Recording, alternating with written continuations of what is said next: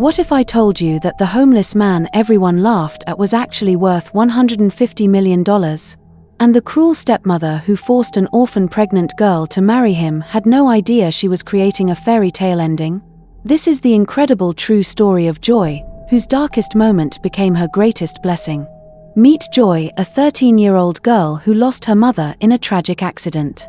When her father brought her home to live with his wife Rachel, Joy had no idea this woman had been secretly poisoning her husband for months. After her father's mysterious death, Joy's stepmother turned her into a servant, starving her, beating her, and making her sleep on the floor.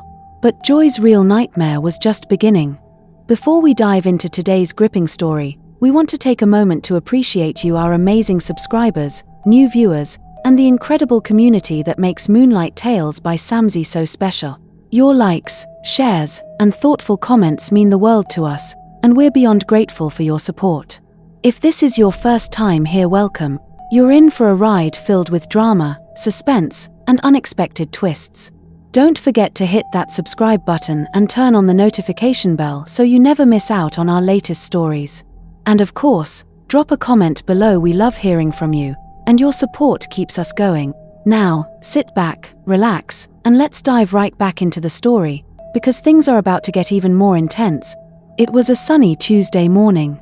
Joy was getting ready for school in her beautiful bedroom. She could smell her mother's favorite perfume from the kitchen. Kiki was making pancakes, Joy's favorite breakfast. "Joy, baby, come eat before you're late," Kiki called out in her sweet voice. Joy ran to the kitchen. Her mother looked so pretty in her blue dress. Kiki's eyes sparkled when she smiled. Joy felt so lucky to have such a wonderful mom. "Mama, you look beautiful today," Joy said, hugging her mother tight. Kiki laughed and kissed Joy's forehead. "Thank you, my sweet girl. Now eat up. I have to go shopping today. I want to buy you a new dress for your birthday next week." Joy's eyes got big with excitement. "Really? A new dress just for me?" "Yes, just for you. You're going to be 14 soon. My little girl is growing up." Kiki's voice was full of love. After breakfast, Joy went to school. She felt happy all day thinking about her new dress. When school ended, she walked home slowly. She wanted to pick flowers for her mother. Joy found some pretty yellow flowers by the road. "Mama will love these," she thought. She could not wait to see her mother's smile. At home, Joy waited and waited. Usually, her mother came back by 4 o'clock. But the clock showed 5 o'clock, then 6 o'clock. Joy started to feel worried. "Where is Mama?" Joy said to herself. Her stomach felt funny, like something was wrong. At 7 o'clock, Joy heard a car outside. She ran to the window. It was her father's car. Joy felt happy. Maybe Mama is with Daddy, she thought. But when Mr. Alton got out of the car, he was alone. His face looked very strange. His eyes were red and his hands were shaking. Joy opened the door. "Daddy, where is Mama?" She said she would be back by now. Mr. Alton looked at his daughter. His heart was breaking. How could he tell his little girl what happened? How could he say the words that would destroy her world? "Joy, baby, come sit with me," he said in a very quiet voice. "But where is Mama? Is she still shopping?" Joy asked. She sat next to her father on the couch. Mr. Alton took Joy's small hands in his big hands. His hands were cold and wet with sweat. "Joy, something very bad happened today," he began. His voice was shaking. Joy felt scared. Her heart started beating very fast. "What happened, Daddy? Tell me." Your mama was driving home from the mall. She had your new dress in the car." Mr. Alton's voice broke. Tears started falling from his eyes. "And then what happened?" Joy whispered. She felt like she could not breathe. A big truck was behind her car. The truck driver could not stop his truck. The brakes were broken. Mr. Alton was crying now. "The truck hit your mama's car very hard." Joy stared at her father. She did not understand. "But Mama is okay, right? She's in the hospital, right? We can go see her now, right?" Mr. Alton pulled Joy close to him. He held her very tight. "No, baby. Mama is not okay. The doctors tried to help her, but what, Daddy? Tell me. Joy was crying now too, even though she did not know why. Mama died, Joy. She went to heaven today. The words hit Joy like a big rock. She felt like the whole world stopped moving. She could not hear anything except her own heart beating very loud. No, Joy whispered. No, that's not true. Mama said she would buy me a dress. She promised. I'm so sorry, baby. I'm so sorry. Mr. Orphan cried harder than he had ever cried in his life. Joy pushed away from her father. You're lying. Mama is not dead. She's coming home. She has to come home. Joy ran to the window. She pressed her face against the glass. Mama, come home. I picked flowers for you. But the street was empty. No car was coming. No beautiful woman in a blue dress was walking up to their door. Mr. Orphan came behind Joy. He put his hands on her shoulders. Joy, I know this hurts. It hurts me too. I loved your mama so much. Joy turned around. Her face was red and wet with tears. But why did this happen? Why did the truck hit her? It's not fair. I don't know why, baby. Sometimes bad things happen to good people. Your mama was the best person in the world. Joy fell into her father's arms. They both cried together on the floor. Joy cried until her throat hurt. She cried until her eyes were so swollen she could barely see. I want my mama, Joy sobbed. I want to tell her about my day at school. I want to show her my flowers. I know, baby. I want her too. I want to tell her I love her one more time. They sat on the floor for a long time. The sun went down outside. The house felt so quiet and empty without Kiki's laughter. Daddy, can we go see Mama now? Even if she's in heaven, can we go say goodbye? Mr. Orphan's heart broke even more. We can see her tomorrow, baby. We will have a special day to say goodbye to Mama. All her friends will come too. Will she look like she's sleeping? Yes, she will look peaceful. Like she's having a beautiful dream. That night, Joy could not eat dinner. The food tasted like nothing. She could not watch TV. Everything reminded her of her mother. Joy went to her mother's room. She lay down on her mother's bed. The pillow still smelled like her mother's perfume. Joy hugged the pillow tight. Mama, if you can hear me, please come back. I need you. Daddy needs you too. Mr. Orphan found Joy sleeping in her mother's bed. He looked at his daughter's tear-stained face. She looked so small and sad. I promise you, Kiki, he whispered to the air. I will take care of our little girl. I will love her enough for both of us. But even as he said these words, Mr. Orphan felt lost. How could he be a good father without Kiki? How could he fill the big hole in Joy's heart? The next morning came too soon. Joy woke up hoping it was all a bad dream. But when she opened her eyes, she was still in her mother's bed. Her mother was still gone. Mr. Orphan made breakfast, but it was not pancakes. It was just toast and jam. Joy took one small bite and pushed the plate away. I'm not hungry, Daddy. You have to eat something, Joy. I can't. My stomach hurts. Mr. Orphan sat next to Joy. Baby, I know everything hurts right now. But Mama would want you to eat. She would want you to be strong. Joy looked at her father with big, sad eyes. Will the hurt ever go away? Mr. Orphan did not know what to say. His own heart felt like it was broken into a million pieces. I think we will always miss Mama. But maybe someday, it won't hurt so much. I don't want to go to school today. You don't have to. We have to go see Mama today. To say our last goodbye. Joy nodded. She did not understand what last goodbye meant, but she knew she wanted to see her mother one more time. As they got ready to leave, Joy picked up the yellow flowers she had found yesterday. They were a little wilted now, but they were still pretty. I want to give these to Mama, she said. Mr. Orphan's eyes filled with tears again. She will love them, baby. She will love them so much. They walked to the car together. Joy felt like she was walking in a dream. Everything looked the same outside, but nothing felt the same. As they drove away, Joy looked back at their house. It looked so empty now. Like all the happiness had gone away with Mama. "Daddy, what happens to us now?" Joy asked in a small voice. Mr. Orphan gripped the steering wheel tight. He had been thinking about the same question all night. With Kiki gone, Joy could not live alone. She was only 13 years old. "You will come live with me, Joy. In my house. But what about your wife? Will she want me there?" Mr. Orphan's stomach felt sick. He had not told Rachel about Joy yet. He had kept his daughter a secret for 13 years. How would he explain this to his wife? But looking at Joy's sad face, he knew he had no choice. His daughter needed him now more than ever. "Don't worry about that, baby. Everything will be okay." But as they drove toward the funeral home, Mr. Orphan wondered if anything would ever be okay again. He was about to bring his secret daughter home to a wife who knew nothing about her. What would happen when Rachel met Joy? Would she accept this child who looked just like her husband? Or would Joy's new life become even harder than losing her mother?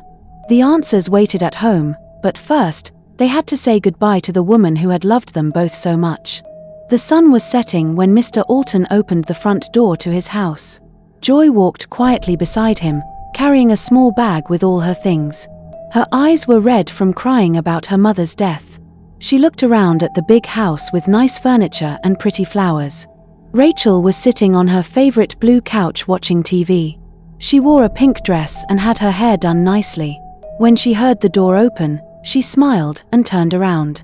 "Welcome home, honey," Rachel said in her sweet voice. "How was work today?" "Fine," Mr. Orphan said. His voice sounded strange and nervous. Rachel looked at the young girl standing next to her husband. The girl had long black hair and wore a simple white dress. Rachel had never seen this child before. "Who is this?" Rachel asked. Her smile started to fade away. Mr. Orphan took a deep breath. "Rachel, this is Joy. She is my daughter." The words hit Rachel like cold water. Her mouth fell open. Her eyes grew very wide. The TV remote fell from her hands and hit the floor with a loud sound. Your daughter?" Rachel whispered. Joy looked at the woman staring at her. She felt scared and confused. This woman looked angry, but Joy didn't know why. "Yes," Mr. Orphan said. "Joy just lost her mother in a car accident. She will be living with us now." Rachel stood up very fast. Her legs felt weak. Her heart was beating so hard she could hear it in her ears. "Living with us?" Rachel's voice got louder. "You have a daughter. How old is she?" "I am 13, Joy said quietly. 13. Rachel screamed. The sound made Joy jump and step closer to her father. Rachel's face turned very red. Her hands were shaking. She looked at Mr. Orphan like she didn't know who he was. 13 years old? Rachel said. "You have had a daughter for 13 years and never told me." Mr. Orphan looked down at his feet. "Rachel, I can explain." "Explain what?" Rachel shouted. "That you have been lying to me for 13 years. That you have another family I knew nothing about." Joy felt tears coming to her eyes. The woman was so angry. Her voice was so loud it hurt Joy's ears. "Where is her mother?" Rachel asked. "She died in a car accident yesterday," Mr. Orphan said sadly. Rachel laughed, but it was not a happy laugh. It was a mean, angry laugh. "So now that the other woman is dead, you bring her child to my house?" Rachel said. "Do you think I am stupid, Orphan?" "Rachel, please don't shout," Mr. Orphan said. "Joy is just a child. She needs a home." "I don't care," Rachel screamed. "Do you know what you have done to me? All these years I thought something was wrong with Emmy.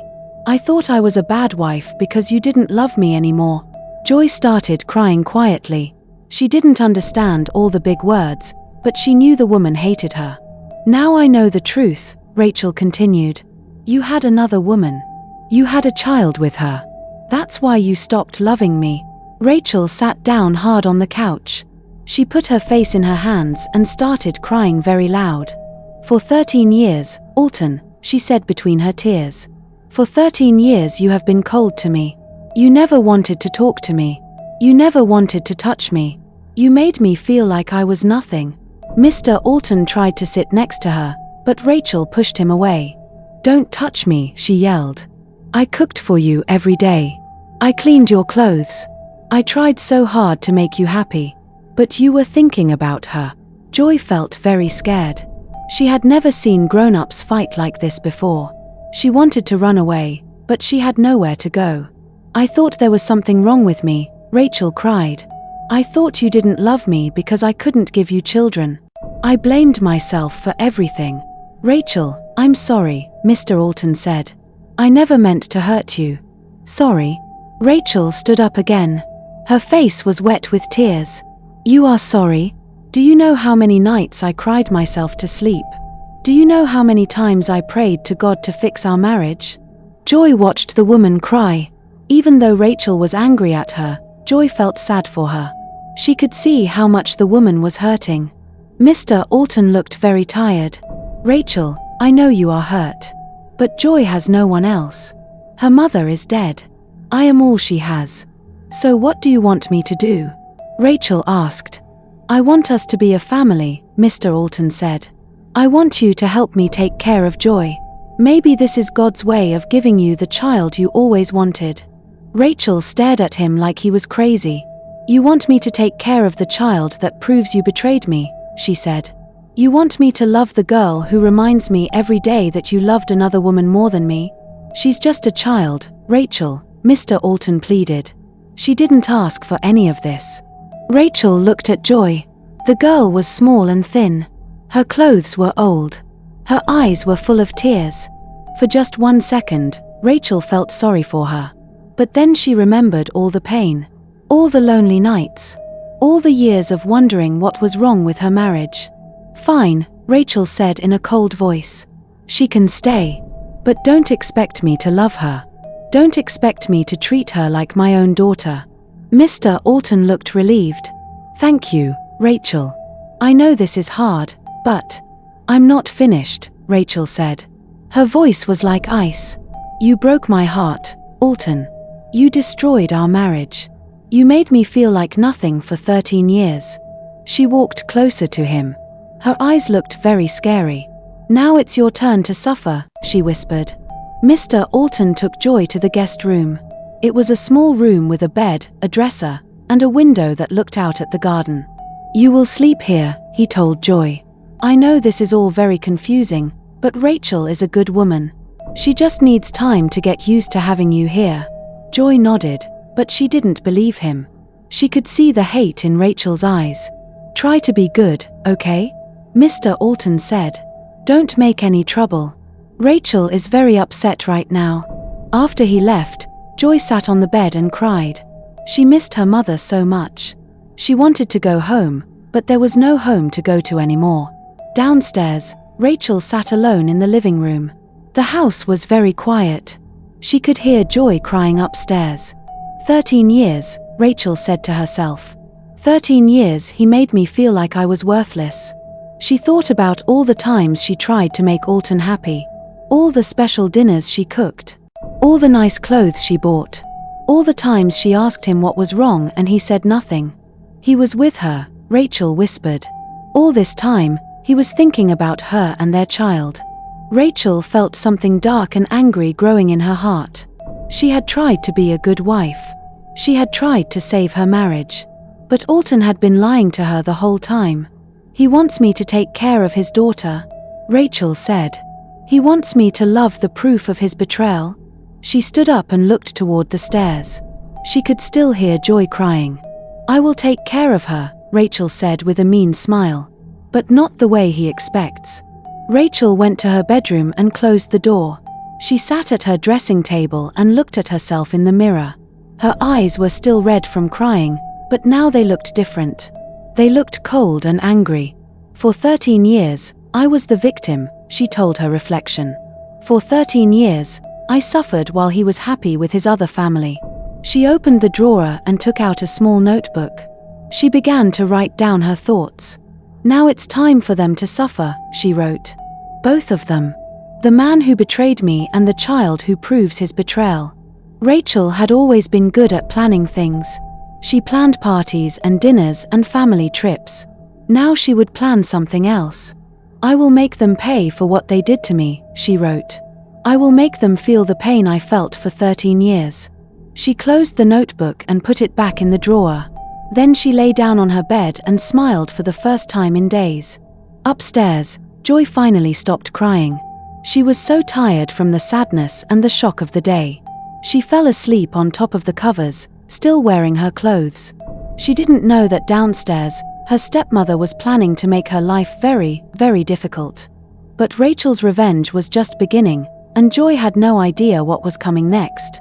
Rachel stood in her kitchen the morning after Orphan brought Joy home. Her hands were shaking with anger.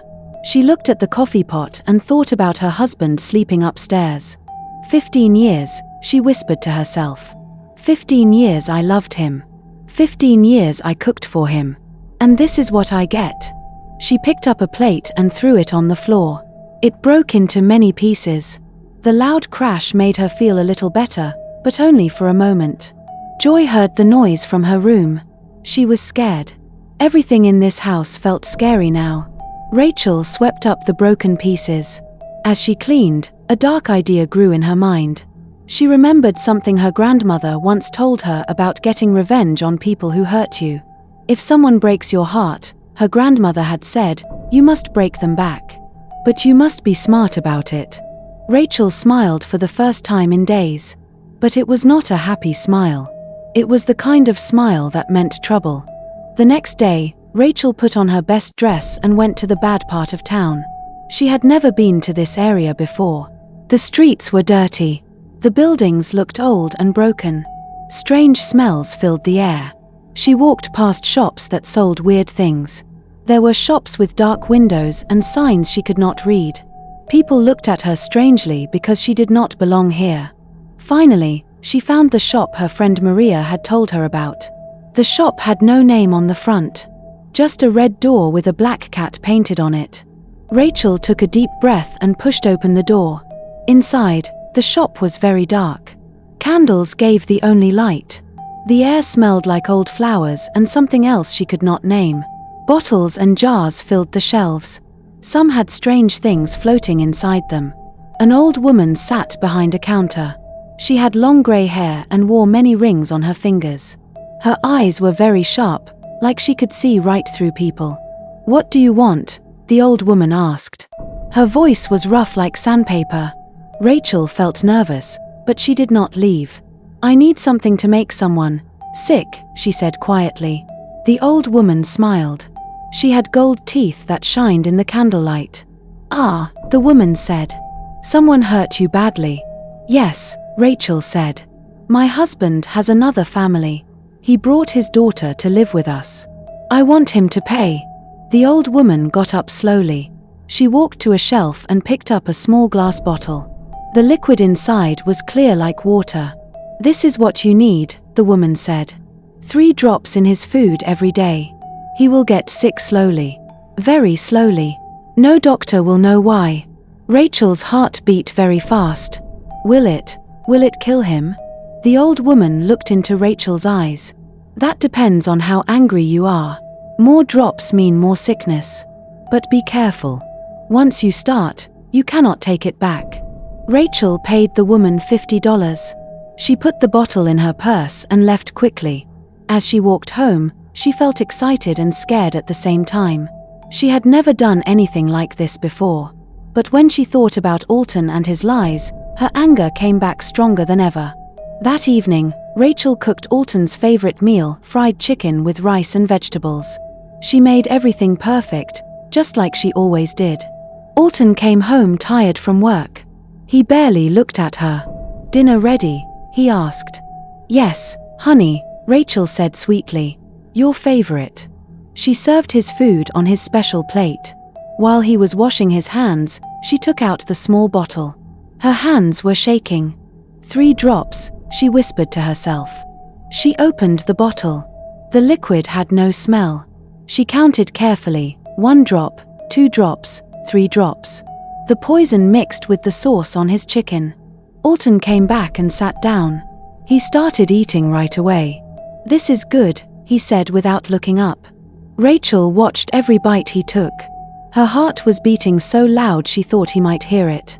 "Are you not eating?" Orphan asked. "I'm not very hungry," Rachel said. "I'll eat later." She could not eat. Her stomach felt sick from what she had just done. But when she thought about Joy sleeping in the guest room, the room that should have been for their child, her anger made the sick feeling go away. Orphan finished his dinner and went to watch TV. Rachel cleaned the dishes and hid the bottle behind the flour in the kitchen cabinet. That night, she lay in bed next to her husband. He was snoring softly. She looked at his face in the dark and felt something strange. Part of her still loved him, but a bigger part of her hated him now. "You made me do this," she whispered. "This is your fault." The next morning, Orphan seemed fine. He ate his breakfast with the poison in it and went to work like always. Rachel was disappointed. She thought the poison would work faster. "Maybe I need to be patient," she thought. Every day for 2 weeks, she put 3 drops in his food. Breakfast, lunch when he came home, and dinner. She was very careful. She made sure Joy never saw her do it. Joy was having her own problems. She missed her father very much. She missed her mother even more. The house felt cold and unfriendly. Rachel was not mean to her yet, but she was not kind either. "Joy," Rachel said one morning, "from now on, you will help me with the cooking and cleaning." "Yes, Joy said quietly. Joy did not know that while she was learning to clean the house, Rachel was slowly killing her father. After 3 weeks, Orphan started to change. He came home from work looking very tired. His face was pale, like all the color had been washed away. "I don't feel good," he told Rachel. "Maybe I should see a doctor." "It's probably just stress from work," Rachel said. "You work too hard." But inside, she was happy. The poison was finally working. Orphan started eating less. Food did not taste good to him anymore. He said his stomach hurt all the time. "Maybe you have the flu," Rachel said. She brought him tea with extra drops of poison in it. "This will make you feel better." Joy noticed her father was sick too. She wanted to help him, but she did not know how. "Daddy, are you okay?" she asked one evening. Orphan tried to smile for his daughter. "I'm fine, sweetheart. Just a little tired." But he was not fine. Every day, he got weaker. His hands started to shake. He lost weight. His eyes looked dull and lifeless. Rachel watched it all happen. Sometimes she felt bad about what she was doing. But then she would remember Kiki and the 13 years of lies, and her heart would turn hard again. After 2 months of poison, Orphan could barely get out of bed. He had taken time off from work because he was too sick to go. "Something is very wrong with me," he told Rachel. "We need to go to the hospital." Rachel felt panic in her chest. What if the doctors found the poison? What if they could save him? "Let's wait 1 more day," she said. "Maybe you'll feel better tomorrow." That night, Rachel stared at the poison bottle. She had been giving him 3 drops every day. The old woman had said more drops meant more sickness. Rachel thought about Joy living in her house. She thought about Kiki taking her husband's love. She thought about all the nights she cried alone. She opened the bottle and counted 10 drops into his evening tea. "This ends tomorrow," she whispered. The next morning, Orphan could not get out of bed at all. But the story of what would happen next, that was still to come. The morning sun came through the window. But Joy did not feel any warmth. She had cried all night. Her eyes were red and swollen. Her father was gone forever. Joy sat on her bed. She looked at the door.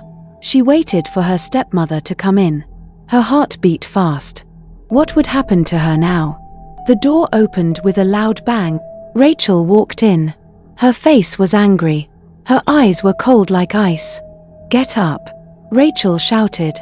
"Stop crying like a baby." Joy stood up quickly. Her legs were shaking. "Your father is dead," Rachel said. Her voice was mean. "Now you will learn how to live in my house." Joy wiped her tears. "Yes, she whispered. Rachel smiled. But it was not a nice smile. It was scary. "From today, things will change," Rachel said. "You are not a guest anymore. You are my servant." Joy felt her stomach drop. A servant. What did that mean? Scene 2. The new rules. Rachel sat in a big chair. She looked at Joy like she was looking at a bug. Listen carefully, Rachel said. These are the new rules. Joy nodded. She was scared to speak. First rule, you will wake up at 5 a.m. every day. You will clean the whole house before I wake up. Joy's eyes grew wide. 5 a.m. was very early. Second rule, you will cook breakfast, lunch, and dinner. But you cannot eat until I give you permission. Joy's stomach made a hungry sound. She had not eaten since yesterday. Third rule, you will wash all the clothes by hand. You will iron them perfectly. If I find one wrinkle, you will do it again. Joy had never ironed clothes before. How would she learn? Fourth rule, you will not use the bathroom upstairs. You will use the small one near the kitchen. The small bathroom was dirty and cold. Joy felt tears come to her eyes. Fifth rule, you will not sleep on your bed anymore. You will sleep on the floor in the kitchen. On the floor? Joy asked. Her voice was very small. Rachel stood up fast. Slap. She hit Joy's face hard. Joy's cheek burned. She touched it with her hand.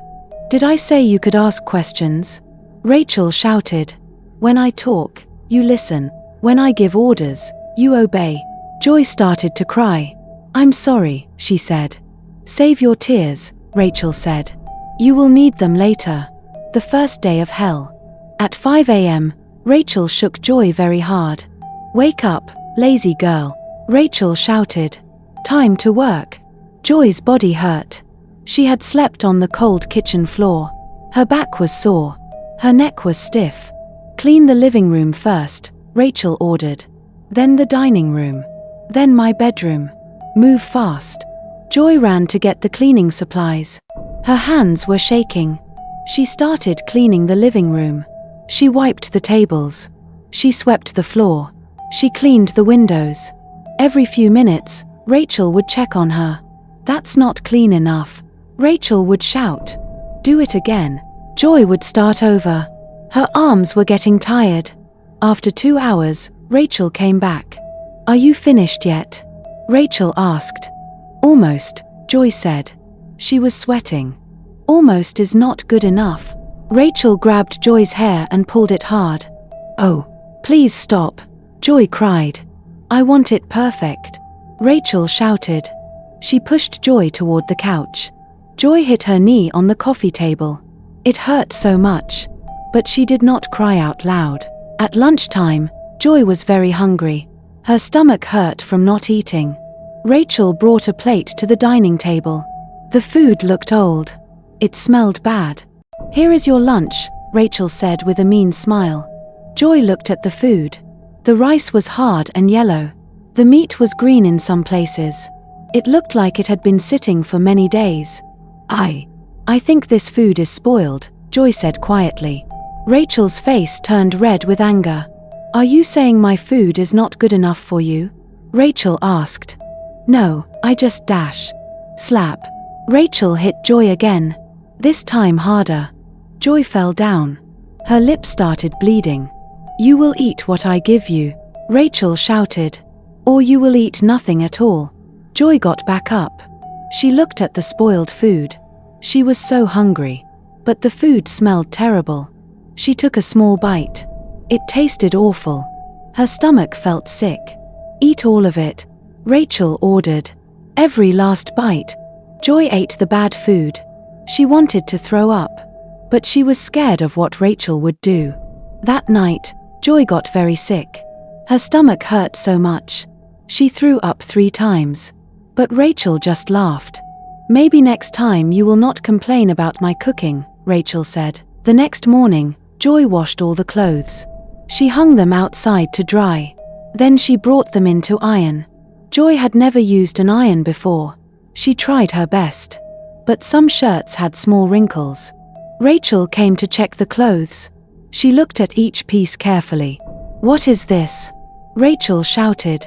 She held up a shirt with a tiny wrinkle. I'm sorry, Joy said. I tried my best. Your best is not good enough, Rachel screamed. She grabbed the iron. It was still hot. "Give me your hand," Rachel ordered. "What?" Joy asked. She was scared. "Give me your hand now." Joy held out her hand. She was shaking. Rachel moved the hot iron close to Joy's hand. Joy could feel the heat. "Next time you don't iron perfectly," Rachel said, "I will touch this iron to your skin. Do you understand?" Joy nodded fast. Yes, I understand." Rachel put the iron down. "Good. Now iron all these clothes again. And they better be perfect." Joy ironed all the clothes again. Her hands were shaking the whole time. That night, Joy lay on the kitchen floor. She had one thin blanket. The floor was cold and hard. She could hear Rachel upstairs. Rachel was sleeping in a warm, soft bed. Joy was cold. She was hungry. Her body hurt everywhere. She thought about her mother. Her mother used to sing to her at bedtime. Her mother used to make her favorite food. Her mother never hit her. Joy thought about her father. Even though he was not perfect, he never let anyone hurt her when he was alive. Now she was all alone. Joy closed her eyes. She tried to sleep. But every time she moved, her body hurt more. She heard a sound upstairs. Rachel was walking around. Then she heard footsteps coming downstairs. Rachel appeared in the kitchen. She had a glass of water in her hand. "Are you sleeping?" Rachel asked. "No," Joy said. Rachel threw the cold water on Joy's face. Joy gasped. The water was freezing cold. Her blanket was now wet. "Good," Rachel said. "I don't want you to be too comfortable." Rachel walked away. She left Joy there with wet clothes and a wet blanket. Joy shivered all night. She did not sleep at all. Scene 7, the broken plate. The next day, Joy was washing dishes. She was very tired. Her hands were shaking from being so cold all night. She was washing a white plate. It slipped from her hands. Crash! The plate broke into pieces on the floor. Joy's heart stopped. She knew she was in big trouble. What was that? Rachel screamed from the living room. Rachel ran into the kitchen. She saw the broken plate. Her face turned purple with anger. "You clumsy, stupid girl," Rachel shouted. She grabbed Joy's hair and pulled her head back. "That was my favorite plate," Rachel screamed in Joy's face. "I'm sorry. I'm so sorry," Joy cried. "It was an accident." "Accident?" Rachel laughed a mean laugh.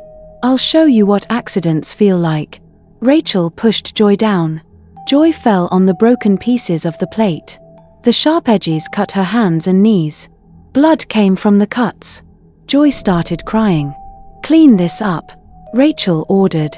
"And if you break anything else, you will be sorry."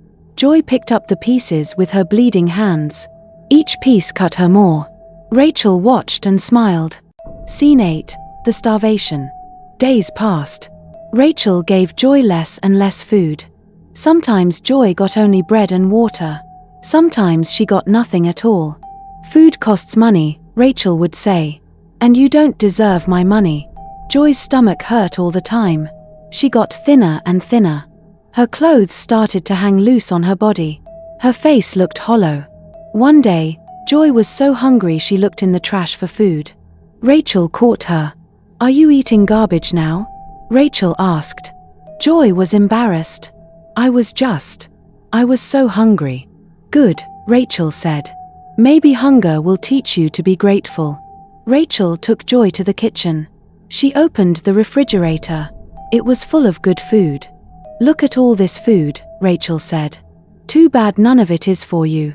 She took out a piece of cake. She ate it slowly in front of Joy.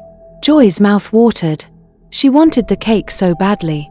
"Please," Joy whispered. "Just a small piece." Rachel finished the cake. Then she threw the empty plate at Joy. "Wash this," Rachel said.